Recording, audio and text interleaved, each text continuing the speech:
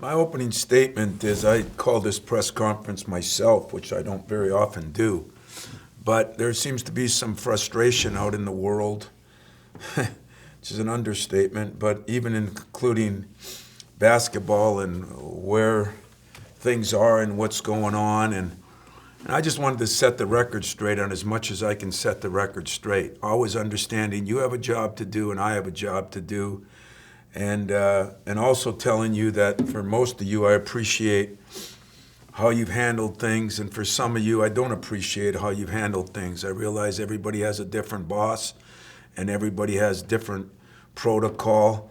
But understand this, if we weren't playing, a lot of us, you and me, would be on sabbatical or unpaid vacations or whatever you want to call them. So first and foremost, I talked to Brad Underwood today. Him and I spoke, and following the advice of our medical personnel and theirs and the safety of our student athletes, we will be postponing that game on Saturday too because we've had 3 more positives yesterday. 1 to a non-staff member, or 2 to non-really players, and 1 in Davis Smith. Now understand something here. Because you guys have your moles, which I know you all have, and I understand that's part of the game now, and because the social media is still the worst invention known to mankind to me, I realize you're going to come up with your own things, and everybody's got their little guy in the corner that does everything and says everything, but I think most of you are understanding that there are rules, and the rules are that we have to have our student athletes okay everything now.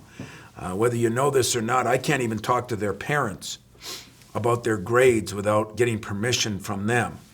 It's the society we live in now where the 18-year-olds run the world, and I don't agree with it.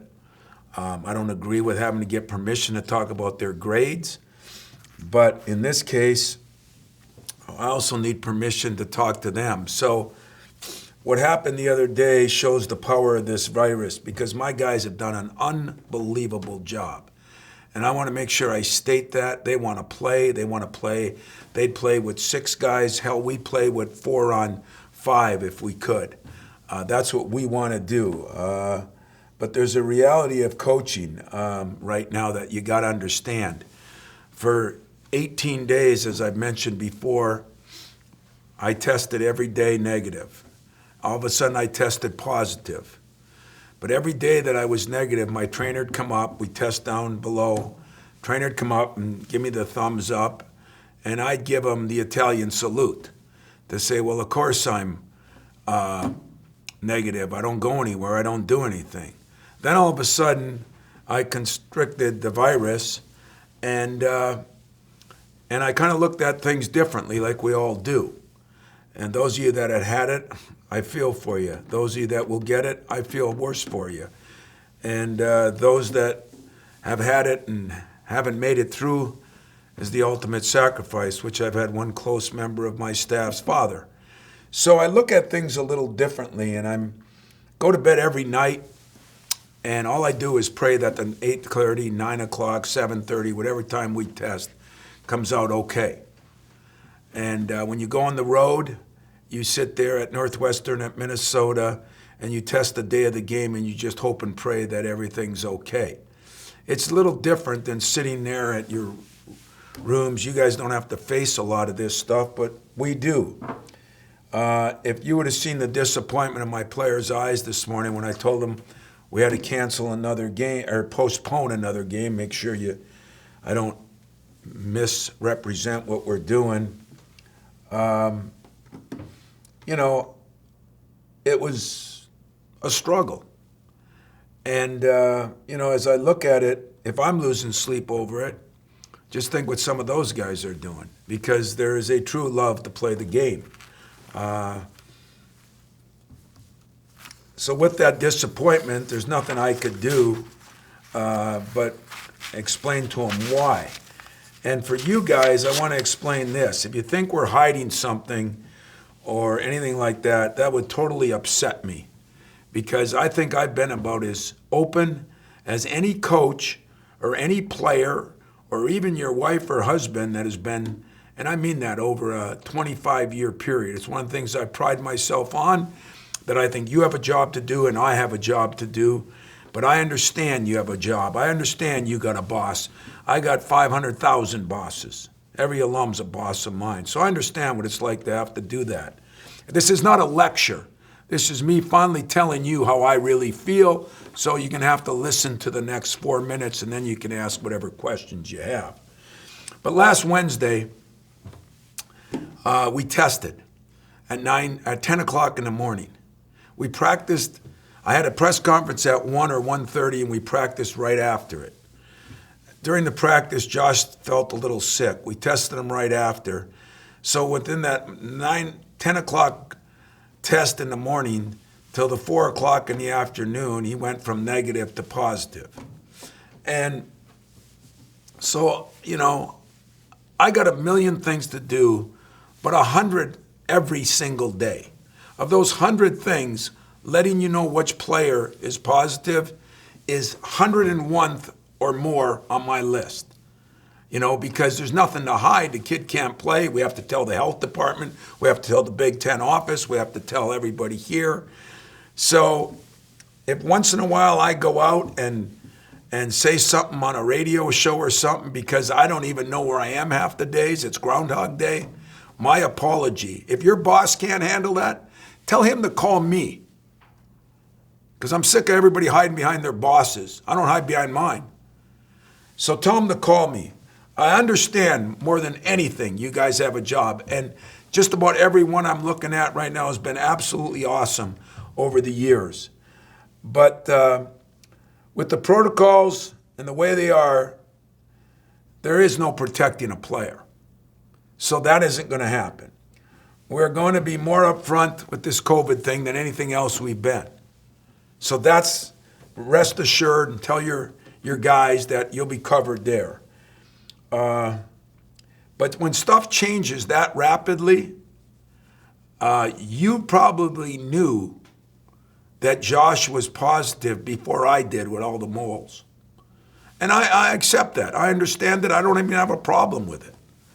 But understand that I got a million things to do too, and that's not as high on my list.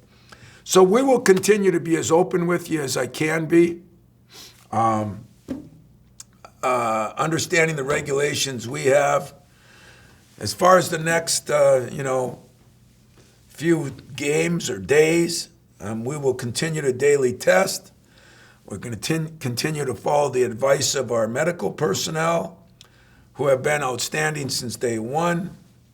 As they allow, we will do individual work and small group work tomorrow, the next day, the next day.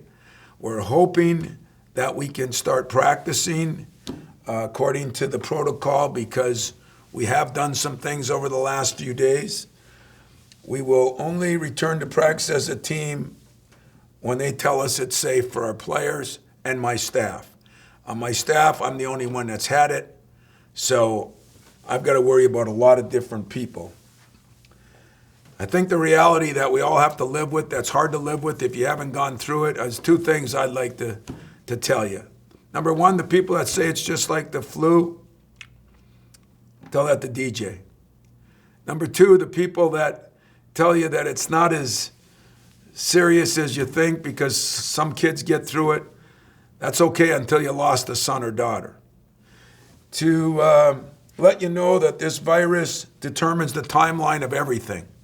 I don't determine it, and really my doctors don't determine it. The virus determines it. But we will follow the recommendations of our medical team. We will do as good a job as we can do in getting it to you every day. And it's not a Debbie Downer. I just get sick and tired of people questioning, what we're doing. We're going through this day by day just like you are. And try to remember this. My guys want to play. My guys are going to play. And if they don't play, those same bosses of yours will probably be furloughing you guys along with us. So our guys are playing for the love of the game because they want to play, because that's what they do. They're playing because They want to give entertainment to people. They want to keep our job market. They got all those things on their back. And then today we throw in another one that I'll talk about later. But there's a lot on the plate here, gang. And I hope you understand that. For those of you that do, I thank you for it. I appreciate you all. For those of you that don't, call me. I'd love to talk to you about it. I got a little extra time on my hands right now. So I'll open it up to some questions, and then I'll close with something very important at the end of this deal that I want to talk about, what day it really is today. Start with Matt Charbonneau. Tom, first off, real quick, the guys that have tested positive, I know some of them were a week ago now. How are they doing? Are they all feeling okay? Are their symptoms bad? I mean, I guess how are these guys feeling right now? Well, to be very honest with you, I've got, just like everything else in America, I've got one guy that's had almost none. I've had my own son. I called him today, and he's in day, I want to say 6 or 7, and he could barely talk on the phone. He was coughing so much, and he had no coughs. It goes in phases. Unless you're the non-believers, then I guess that everything's all cool. But he's not, they're all doing decent. We've had a couple of them that have struggled more than others. But it's been it's been tough, because I've kept my staff out of here for the most part. I'm trying to work out guys individually. I've got one GA who's had it already, so him and I are the only two that really spend any time. We've got a couple players that haven't had it yet, and those are concerns every day on who they're around. And we've had 8 players that have had it earlier, but is it 100 days? Is it 90 days? Is it 120 days? Is it 200 days?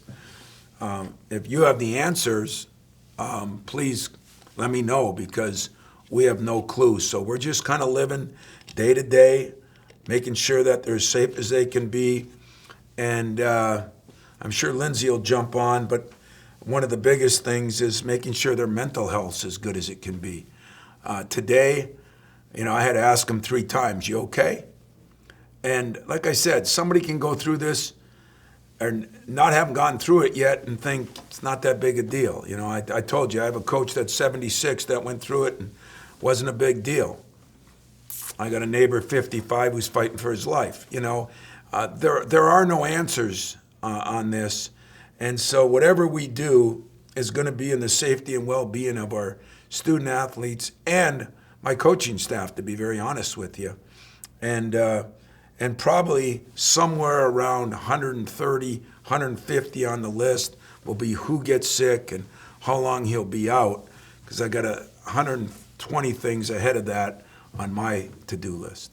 And with this downtime, with not really knowing how to handle it, have you reached out to some of these other coaches and programs? Nebraska go through and safely through? I told you guys, that's a good question, Matt. I told you guys early in the year that I started calling football coaches. I did that in September, October. I talked to Maryland, Ohio State, Alabama, Florida State. I talked to people all over and on both sports to try to get a handle, but the football guys, because they were going through it at the time. The difference with football is when you have 100 kids out there, I don't say you hide them, but you can survive without, and you got bigger numbers. And in basketball, with the small numbers, it's a little more difficult. But I have talked to people, and I talked to Jay Wright a lot. He plays tomorrow night, supposedly. It'll be the first time since, I think, December 22nd. And so, they started practicing a few days ago. It's a long time to go, and it'll affect everybody differently. And you don't know what the residuals are and who comes back faster and all those things. It's so, every person's different. So because it happened this way at Ohio State doesn't mean it'll happen this way at Michigan State, or this way at Alabama doesn't mean it'll happen this way at Michigan State. So all I can do is believe it or not, I've tried to do more. Last night I delivered food to each kid. I'm just trying to do something to keep them upbeat about it, because I'll still go with this. If I were somebody, I'd say, well, do you think we even should have played? I still think the safety and mental health of my players is best what they've done. I really believe that, and I'm proud of them for how they've handled it. Is it difficult? Yeah, I've been through some difficult things here over the years, and this ranks right up there with one of the most difficult, because it's unknown. I can't. I'm fighting an invisible foe, and that makes it a little. I'm not trying to be dramatic. It just makes it a little harder. The next, Chris Solari. There's a lot of what I was going to ask you about with the unknown. As a coach, that you usually have structure, regimentation, and all those things that come along with this.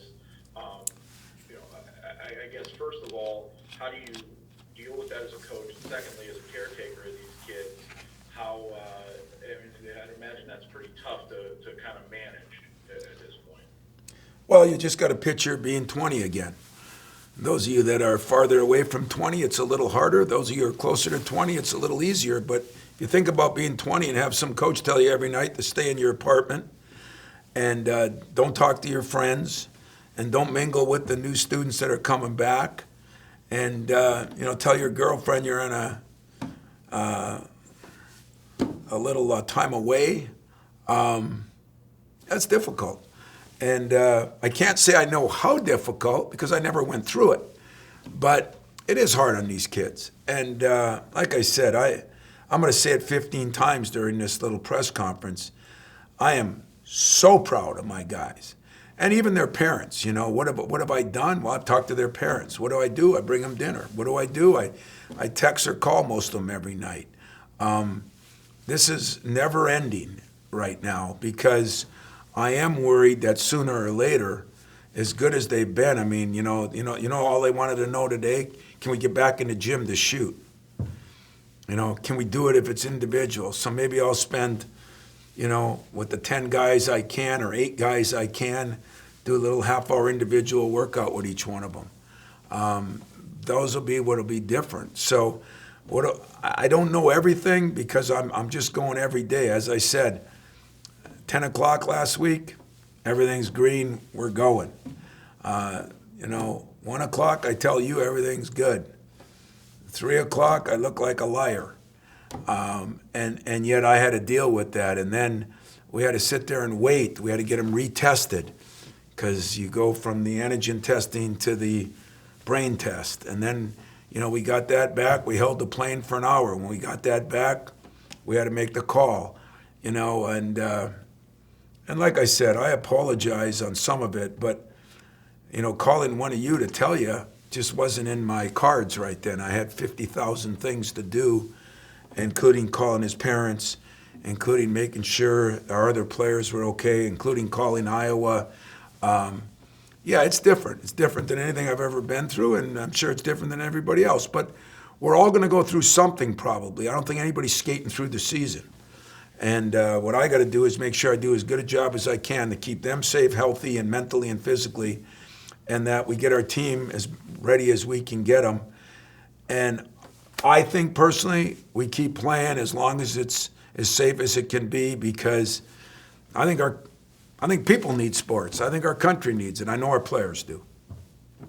It's kind of a follow to that. Krzyzewski and Roy Williams today both said that they got their first dose of the vaccine, and I didn't know where you were at with that, having already had it or having had COVID. If you've gotten to that point yet about the vaccine? Yeah, it'll be funny to see how many people that didn't believe in masks and everything line up for their vaccine before the people that did. That'll be a interesting deal that I'm looking forward to witnessing here as I go forward. But I did not get my vaccine yet. I did sign up, but the sense of urgency really should be for a lot of people beyond me, since I've already had it. But I did do my sign up like I'm supposed to, and like everything else I've followed in this deal, I'm just following with as many of the medical people I can find that aren't political. We'll go next to Larry Vage. Hey, Tom, how many players do you need?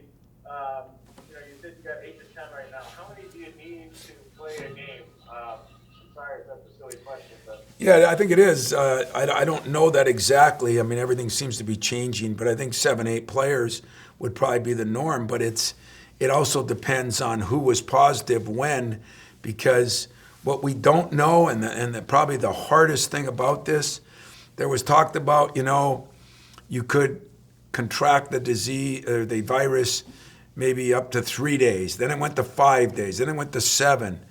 Well, we think we know where we got part of ours, and it could have been even 8 and 9 days later. So that's the part that's hard to determine. And what I talked to Brad about is the same thing I talked to Franny about. Those two teams right now are playing for a Big Ten championship. We're not in that boat right now. And I don't want to screw up for them. I want to be a real citizen instead of like some of the ones we got that never think of the guy next to him. I did think of them. And so that's part of the deal right now is we don't know how long, it takes. We know after 10 days you're probably not contagious, but are you after 6 or 7 or, if you come in contact with somebody, how many days? Some people test 2 days after they were with somebody or around somebody, and they can test negative, and 4 days later they're positive. So it's a lot of unknowns. That's why you can question a lot of things, but I still say, and I believe this till I'm done, I didn't believe in all the shutdowns. I wasn't on one side of that Congress or the other. I wasn't on one side of the political thing or the other.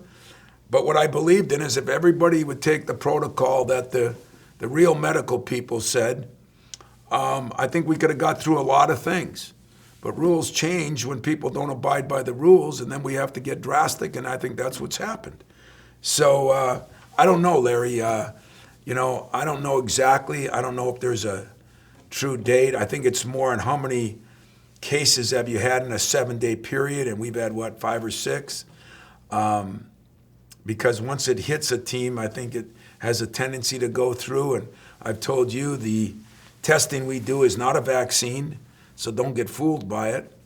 But, hey, I'll play with 4 if they let us play, and they think it's right. Like I said, my guys, they want to play, and they want to play bad, and they want to be safe, and they know that what we do here, we get on that plane, they're wearing their masks. We get off that plane, they're wearing their masks. They're in the meetings, they're wearing their masks.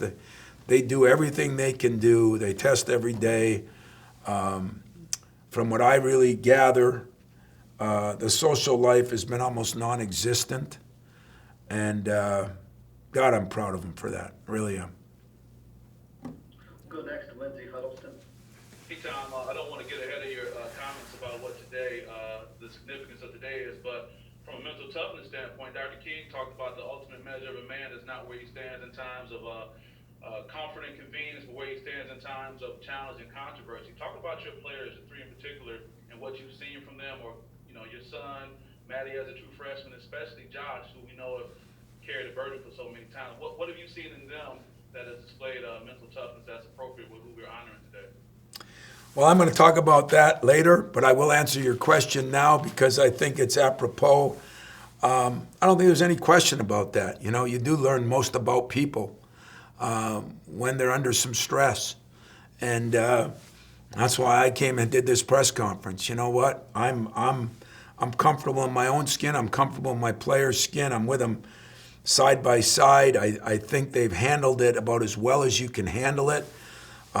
When you have a disappointment, like you cancel the Thursday game and then the Sunday game, and then you turn around and have to tell them that you're missing this Saturday's game too, but you really believe in your heart that it's both medically and in every other way. It's really strictly medically. That's the only reason we're missing it. it's best. It's best for us and it's best for Illinois. And those disappointments range. And yet, when Aaron Henry and Rocket and Joey Hauser were the three guys that first thing they said is, can we shoot today? I think that tells you a little bit about them. I tell Gabe Brown, he's like a drug addict only for basketball. If he doesn't shoot a day, I think he gets the shakes, and I said, Gabe, don't worry, I'll get you in the gym sometime if it's just me and you at midnight. And so I think they're handling it pretty well, but I think athletes are geared to not show any weakness. And that's what I worry about. And I tell my staff, we got to continuously call them. We got to spend time with them. We got to talk to them. We got to have the uncomfortable talk, as I've learned with all the racial issues we went through this summer. Talk about things that aren't comfortable, how you really feeling? How's your mental health, How you feeling about this today? And I will get into that a little later if I could. But how do you feel about all the different things? When I tell you what I talk to our guys about Sunday, it's going to blow you away, but I will save that for the end. Thanks, Lindsay. You're welcome. We have two more questions. We'll go first to Brendan and Quinn and then wrap up with Rescheduling.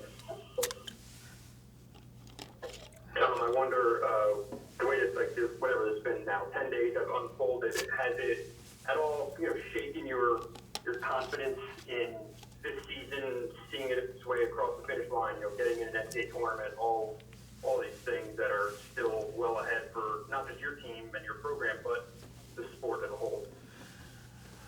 Brendan, I do worry about it. I mean, I was concerned about it from day one. I just didn't know how serious. I think where the NBA showed us the light in one way, the NBA and football, both college and pro, is showing us a different light. Right now there's going to be more NBA games canceled than there are played. There's getting to be a lot of them. And I think, we just keep going through these segments of Memorial Day, Labor Day, 4th of July, Thanksgiving, Christmas, New Year's, and then we see these spikes after. I mean, if anybody thinks it's not because we're not handling it right, you're wrong. We're not handling it right as a country, and in my humble opinion. So I don't know what that leads. I think we're going to get through it. I really do. I think, I think a couple things are happening. Number one, where the vaccine is coming slowly but surely. Number two, I think more people are realizing that, this pandemic is caused by us.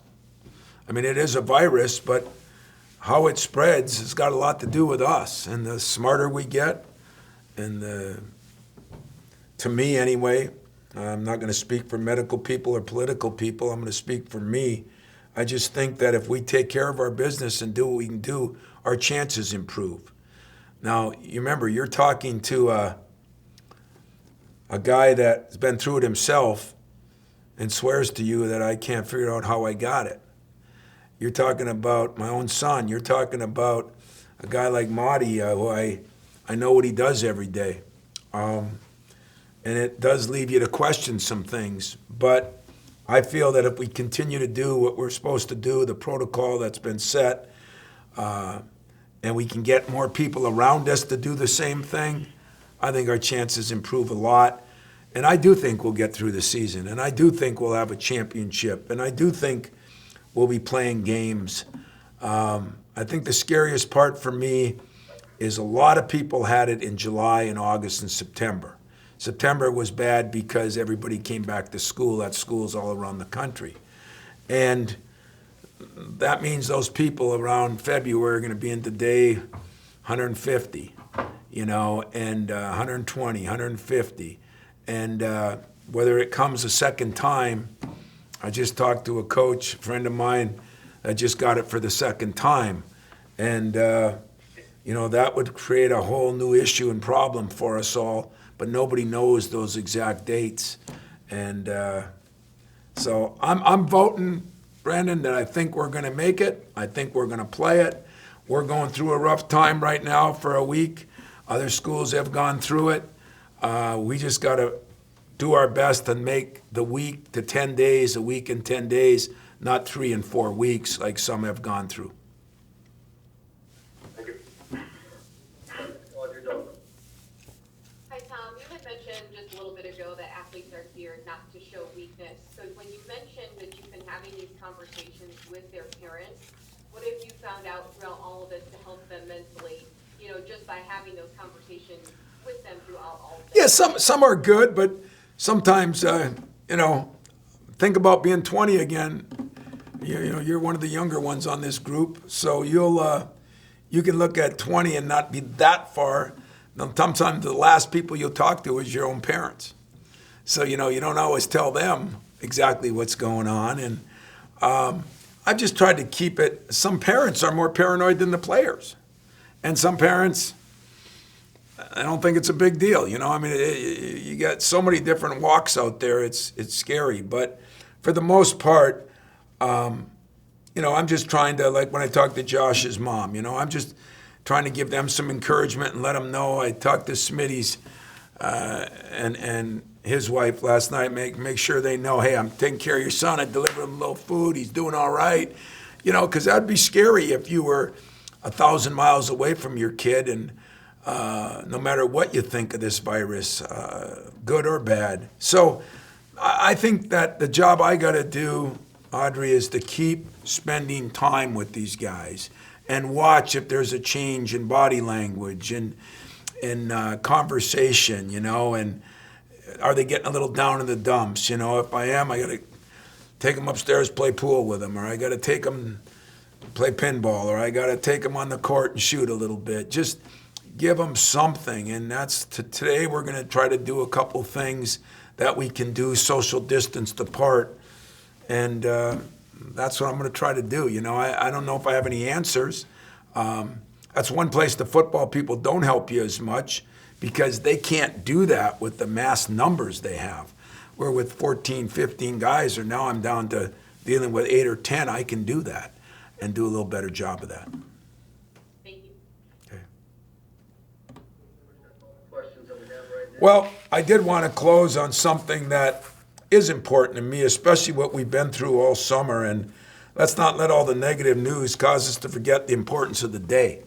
It is Martin Luther King Jr. Day. And as I said, it doesn't matter white or black. It doesn't matter what race you are. There was ever a time that our country needed to have some unity and equality. It's now. As I watched the different documents on Dr. King, I've been so impressed by his message about love, not hate.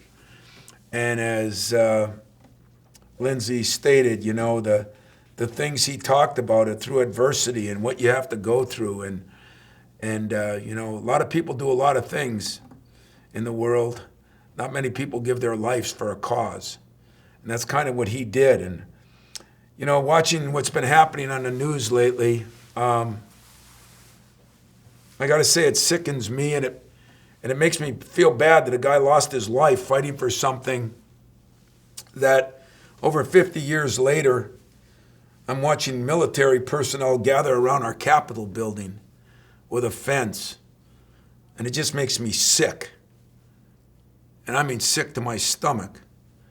And this should not be tolerated, in my humble opinion. And I hope every race spends the day to honor a man who stood for and still stands for today. As I said, it's been over 50 years to try to make a dream come true. We always tell our guys, dream big. He tried to make a dream come true.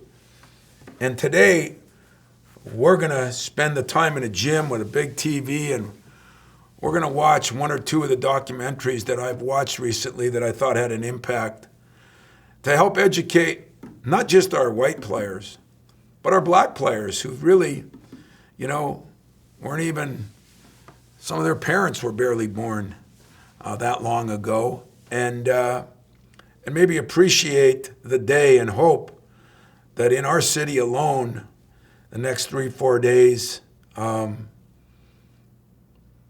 smarter minds prevail, and we realize that we are all in this together. And, when I look at those military people down there, I said, to myself, man, you feel like putting on a uniform and going down there and sitting there with them. And then when I think about, what Draymond said, it really resonated to me. Are we fighting each other? Or is this a group of people that have no concern for Americans? So I don't very often get into political things. I don't really want to use this as a pulpit for preaching. But I must say that today, Dr. Martin Luther King means more to me than he probably did any other day of my life. Because growing up in the UP, I'm not as educated on racial issues. And picking a sport where it's so important, I've learned a lot over the last years. Having a guy like Mike Garland with me since college has really helped me. But we need to come together. We as a country, we as a program, we as a team, all of us need to come together. And so I would encourage anybody out there watching to maybe watch some of those documentaries and maybe take a look at really what was said. And it was said 50 years ago, more than that. And we're still arguing about the same things. Make me question a lot of things. And so today I'm going to enjoy that time with my players, both my white players and my black players and my African player and whoever else is in there. And I'm going to try to bring a little perspective to something, since nowadays players have a lot bigger platform to speak on than I ever had as a player. I'm hoping they use it well, and that we realize that people have sacrificed a lot more than a little to try to make this country a better place. And I hope that today helps bring that a little closer to reality. So if there's any other questions, I'll take them. And the reason I'll take them is because I don't want anybody thinking we're dodging anything at Michigan State. And if anybody finds a place that's more open than us, I want you to call Matt Larson or Max or me and post me up on it. Anywhere. Northern Michigan, anywhere. It's more transparent than we've been here, and my people here have been. I'm good. So you got 5 minutes or 2 minutes or 20 minutes that I'm going to probably disappoint Mex because he's always afraid I'll say something. I'm not going to say anything bad. I'm going to say all good things now because I got a lot off my chest too. Questions on that? Kyle Austin first, Coach. Yeah, Tom, just a couple of quick ones for you. First of all, the new cases don't grow this morning. Is that right? Did you say that? Yesterday. But then we have to see, when we test and we get a negative test, they have to retest that person, what I call is the brain test.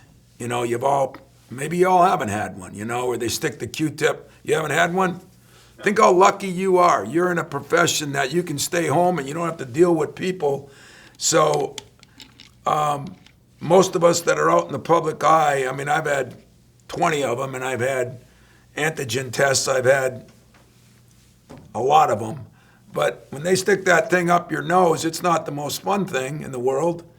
And that kind of is, if you got a negative one, because there's such thing as a false positive or a false negative. So we have to also do the PCR tests. And the minute you get a positive, you back that up with a PCR test that sometimes can take up to a day to get the results back. And that's why yesterday morning we got one. In fact, one of them was a false positive, and the other ones were unfortunately true positives. And then one more real quick. Has there been any talk of a shutdown, or are you guys pretty confident you'll be able to at least do individual and small group stuff? No, there's no shutdown because my trainer, our medical people have done such a good job. When we started last Wednesday, I think when it happened, we started separating people right then. And we didn't practice Thursday and Friday, and when we had individuals, we kept people that had it and hadn't had it, we separated by the everyday testing. As of right now, there'll be no shutdown here. I can't even call it a pause. We're just we had to postpone a couple games for the safety and well-being of not only our players, but the players on the other team. And Brad was, Fran last week was great about it. Brad was awesome about it. Go to Larry Dage. Hey, Tom, what docs are you showing? And you mentioned 8 guys have tested positive. Is that during this outbreak, or were you saying like that have ever, well, tested? No, those guys were back in August and September, to be honest with you. And I don't even know, I know the name of one, but we're picked a couple of ones. I've had Mike Garland in charge of that. I had found one that I saw that I thought was interesting on TV, and because I've tried to watch a little bit of that and re-educate myself on things, and I'm kind of looking forward to it. I just I think we need to spend some time with, and look back and see how people felt back then and how much has changed in a positive way and how much hasn't changed at all. And maybe it'll inspire my own guys we got to do more. We got to do more to make sure that equality is equality and unity is unity. And everybody should be able to have a dream. And so I'm kind of excited about later on this afternoon, and I'll let you know how it goes. Nice hat. Sorry, we'll go next to Justin Rose. Tom, if you have a chance to take your guys down to the Civil Rights Museum in Memphis, Tennessee at some point, I would recommend that for Well, we went to the one in Washington, D.C. when we were there. That thing was awesome, too. And I have taken one team, but it was quite a few years ago, down to the one in Memphis. And you're right, it was absolutely awesome. But the one in Washington, D.C., with the statue and everything, talk about awesome. That was awesome, too. So, yeah, I've gotten a chance to do some pretty awesome things in that job, and those would be 2 of them. Yeah. Just real quick on the scheduling, I know that obviously nothing is set in place at this particular time. KP's probably racking his brain trying to figure out when to fit these games in, but just your thoughts on potentially playing, like I thought I saw maybe 4 games in a week or something like that as the season gets back. Is that something your guys and yourself would be excited about, or would that be, how would that kind of, if you envision the future a little bit? You must have been in my meeting today. KP never looks real good, but he looks a lot worse than he normally looks. I can promise you that. And he is, working with the Big Ten office. As we learned in football, sometimes, it's it's because of your COVID issues. Sometimes it's your opponents. And the problem in basketball is we can play more games in a week. We could play back-to-back games.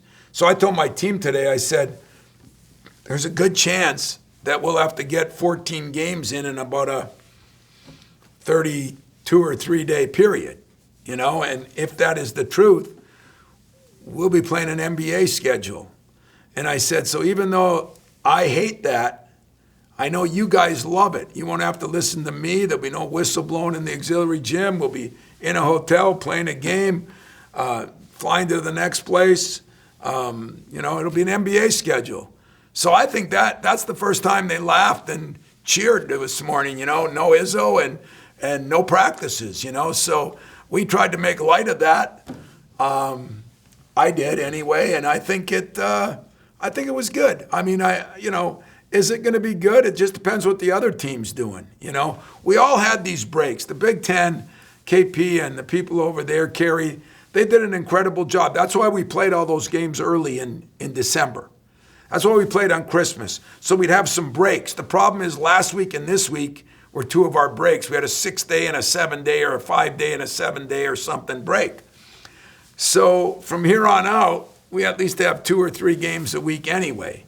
Other teams will have their breaks coming up. Everybody got some, and that was brilliant by our league. I think they did a hell of a job on that, and KP really did a lot with that too. But does my break and their break add up where we can play, and will we be moving games, all over? There's a chance that we will. It's a little easier in basketball than to try to do that in football. But we learned in football, I think we scheduled Maryland 2 or 3 times, right? And we just couldn't play them. And so it's a little more difficult. I think 2 teams in football that weren't even supposed to play end up playing. That could happen too, where somebody we only played once, we might end up playing twice. Would we ever get to the point where we might go to Illinois or they might come here and we play back-to-back games? I don't know that. I just know this. I think players want to play. I think coaches want to play. I think the Big Ten wants us to play. I think the media wants us to play. And I think the fans want us to play if everything is as safe as it could be. And that's all I'm looking forward to. Playing as many games as we can, as safe as we can play them. Thank you. You're welcome. Next question is from Chris Solari. Kind of along those lines with the schedule situation, I know that someone put out this weekend, I believe it was Goodman, that there's talks about potentially moving the Big Ten tournament to Indianapolis. Do you know how far along that is in terms of talks? Do you think that's a feasible possibility? You know what? Don't take this insulting. That's right below telling everybody what player is sick. That because it's totally out of my hands. It's like everything else I deal with. If you think coaches have a lot of say in that, I got some property to sell you. The powers to be. I'm on committees. I'm on all this. I'm the senior guy in this league, and that ain't gonna mean much, to be very honest with you. I think they'll do what's best. I've heard a lot of rumors on a lot of things, just like you guys. As I said, no insult now. Don't take it wrong. You guys have moles. I don't even have a mole. I have me, and that's it. And a lot of people think that's a mole, but it's not. And so I don't know. I've heard the same things you have, that Chicago has struggled with the virus more than Indianapolis. Would it be good to move it there and be able to go right into the NCAA tournament? Is that too much of an overload on Indiana? I just don't know that. Haven't heard it. I think it is something that should be discussed, but I'm not at that pay level, to be honest with you. As a follow on the other stuff about today, in particular with Mike, because I know you've got such a long relationship with him. Have you seen in the last few months how much he's, in terms of counseling and trying to explain the situation and the history to his guys, has that changed at all with how and where we are as a country, do you think? Well, I told you in the summer we were going to try to do something every week, and we probably didn't do it every week, but we do try to do some things, and we try to, whether it's a current event, whether it's something that has happened, in our country, and we want to quietly bring it to the attention of our guys and try to understand that we have a lot of different people from a lot of different backgrounds. And but I think what we've tried to stick with is still this. At the end of the day, no matter who you are or what you are, you should treat person A the same as you treat person B. But we turn it on them too. You should treat us, meaning coaches sometimes, like you treat your parents. It's all the same. And to me, that would be the biggest thing, is everybody treated everybody the same. You wouldn't have to have all these separations in who everybody is. We're all one, we are one. And I think in some of the marches and things that I've seen on a positive, peaceful level, there's a lot of things that can come out good. Our kids, I thought I wasn't educated coming from the UP in these kind of situations. Unfortunately, I think there's a lot of kids that are of color that aren't as well educated, and that frustrates Mike a little bit. They don't have parents talking about it or grandparents like he did. And so that's why I think this whole thing falls on educating. And so I have no problem spending time on it because I get educated. Hopefully other guys get educated. And that's about the only way you're going to understand the frustrations of people. I said it to Mike, are we going to correct 400 years? No, we're not. We're not going to probably. But can we correct where we are and move forward in a positive manner? Are we going to wait another 50 years and, in what I would call real time where everybody understands? It's a joke that we've gone this long and we have situations like we have out there, or things that happened in Washington, D.C. I mean, it makes me sick. It does make me sick, and I really don't care who takes it as a insult or who takes it as a compliment. I'm speaking, I'm a citizen too. And I just hope that we get to the point where we're all Americans and we appreciate our ethnicity, if I say that right, but we all are for the same. And right now, what I witnessed at our Capitol, just watching TV last night, we got a ways to go. We got work to do, and kind of in the mood to jump right in on it. Coach, that appears to be all the questions that we have. Well, I hope you all took it the way I meant it, as far as trying to understand. I understand your frustrations, but we're moving in a new territory here ourselves. We've never been through it either. And I keep saying, if you find some place that gives you more and you don't call Larson, I'll be upset with each and every one of you. So we're going to try to do our job the best we can do it. Try to enjoy the day, because it is a special day for a lot of people, and one that maybe could help all of us. And keep masking up. We got to get healthy. See y'all.